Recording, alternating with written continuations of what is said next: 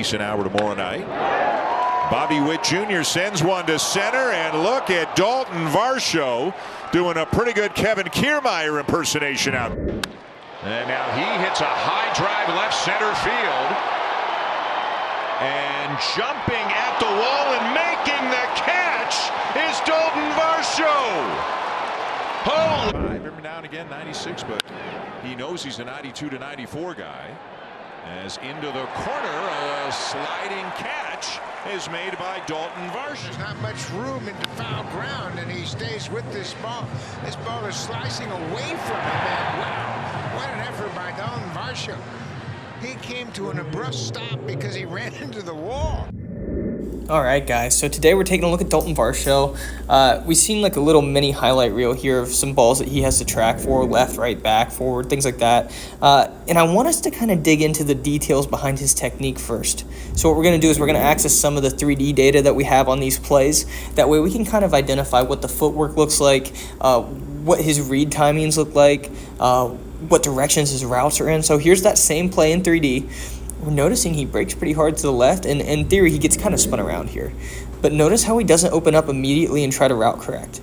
Like he's maintaining speed to give himself a chance to catch this ball. The other thing is we want to watch the feet.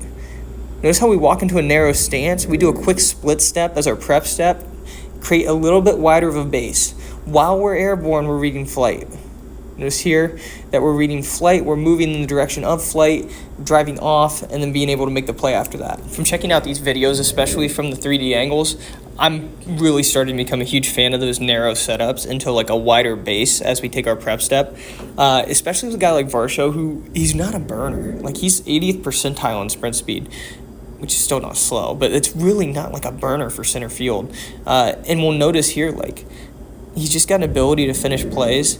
Watching this angle here, like this is a very direct route to the ball. There's not a whole lot of route correction here. Like he is burning to the spot. So that just tells you how good this jump is, how good his idea and sense of direction is, especially something coming off the bat at an angle like that. We're assuming there's going to be some fade to the right side.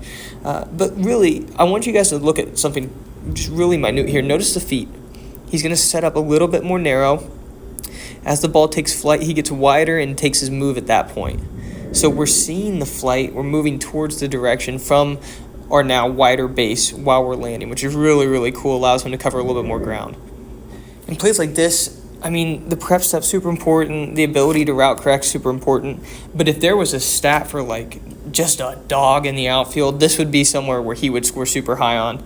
But like I said, he's an 80th percentile sprint speed guy, covering an incredible amount of ground, but he's also producing a 99th percentile fielding run value. Like he provides so much value to this defense that you can throw him in left, you can throw him in center, and he has the ability to make these plays. And we can see from here too, like the 3D angle shows us how narrow he gets at the beginning, that wider base coming after he sees flight, also running into the wall from the visual is pretty cool.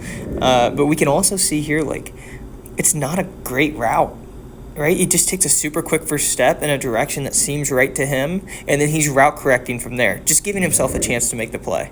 And I've talked about this in videos before, but I think it's probably just as important to continue to kind of harp on it. Playing the corners is so much more difficult than playing center field. Most of the time, corner outfielders don't need to cover the same kind of ground, but the visual is incredibly difficult in the corners. And I think that's going to reflect a little bit in our prep step timing, but beyond that, it's going to reflect more in how we're reading flight. And especially on a play like this, where you'll see from the 3D angle, but this ball could have carried into the left center gap, or it could have curl, depending on how the ball is struck. Especially off a left-handed bat, because a lot of those guys at this higher level are able to spin that with pretty true flight to left center. So it's incredibly important in the corners to have really forgiving footwork. That way, if we do take a slight misread like this one, we're able to kind of route correct and be able to still make that play. All right, guys, so from what I can see, there's 3 keys to what make Varsho so good. The first being he has a great jump on most of the balls that he tracks. Secondly, he has forgiving footwork. And finally, he has a great determination to finish the play. And it's for these reasons that I think he's been one of the best defensive outfielders for the past 2 years as a guy who came up as a catcher, which is unbelievable, but awesome. All right, guys, hope you enjoyed the video. Don't forget to subscribe. Feel free to check out the Baseball Blueprint podcast. That's on Apple Podcasts. Don't forget to join our base stealing and infield communities on X, too. They're awesome. Thanks.